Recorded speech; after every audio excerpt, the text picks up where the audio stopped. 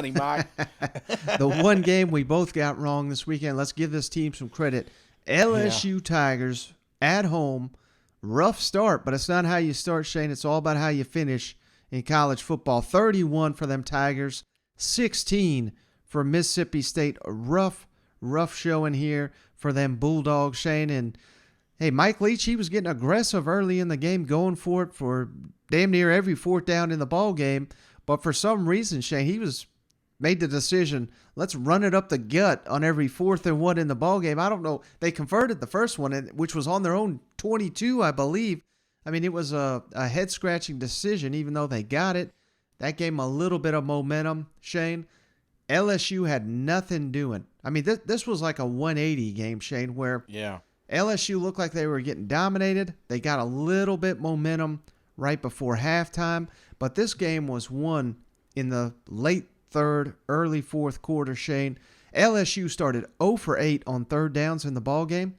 Yeah. They finished 6 of 7, and the one they didn't convert, they went for it on fourth down, and they got it. So they literally could not be stopped.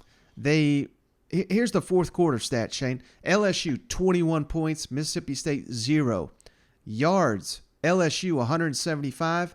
Mississippi State, 44. Rushing yards, LSU, 117. Mississippi State, 0. Time of possession, LSU, 11 minutes, 20 seconds. MSU, 3 minutes, 40 seconds.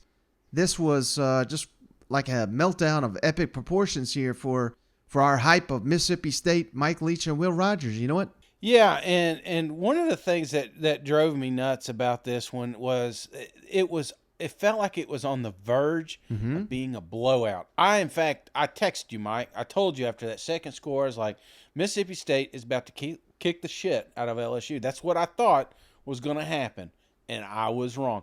But it was like LSU kept teeing it up with fumbles and 3 and outs, and it just felt like they had opportunity after opportunity. And like you said, one of the things that drove me nuts was the efficiency of Mississippi State. Here they've been so efficient through week 2. We were saying, no team is running smoother than the Bulldogs right now.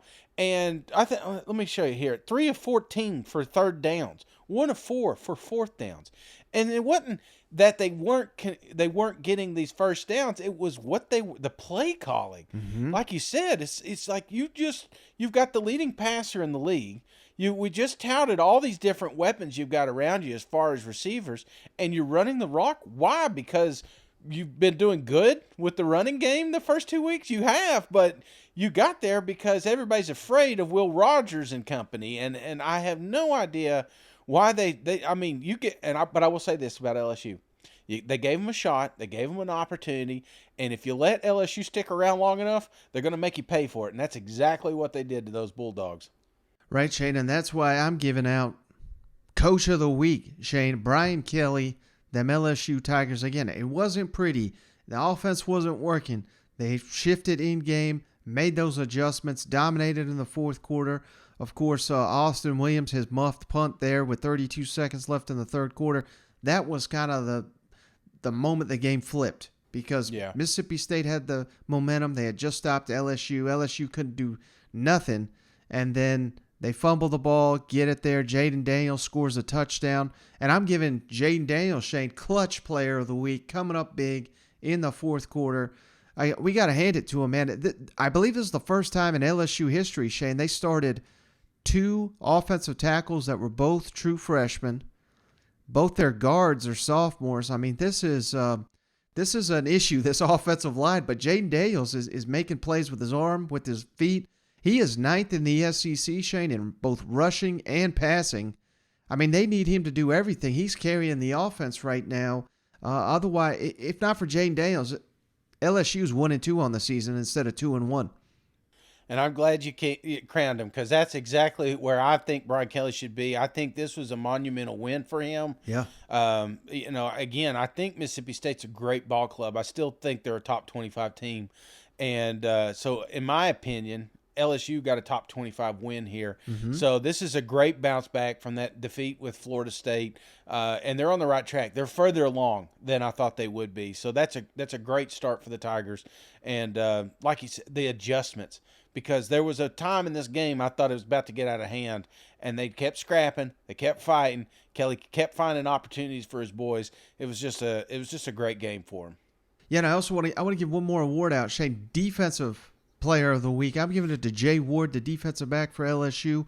Made multiple fourth down stops, led the team in tackles, and he had an interception to essentially ice the game for LSU. He was a man amongst boys there, and we got to give a shout out to Malik Neighbors. Shane, he was the guy that kept muffing the punts against Florida State instead of getting down on himself. He emerged in this game.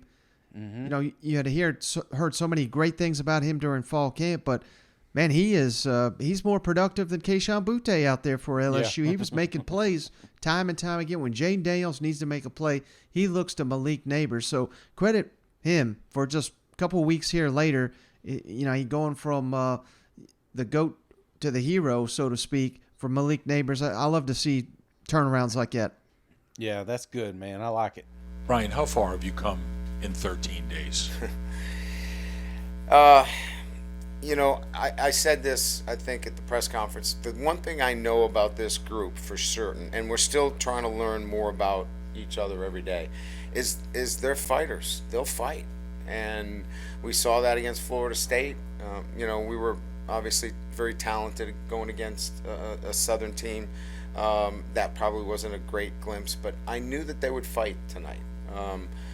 The areas that we have to get better at is we have a standard of preparation that has to get better each and every week. And if we continue to work towards that standard of preparation, they're going to be pretty good. But it's going to take, it's not easy.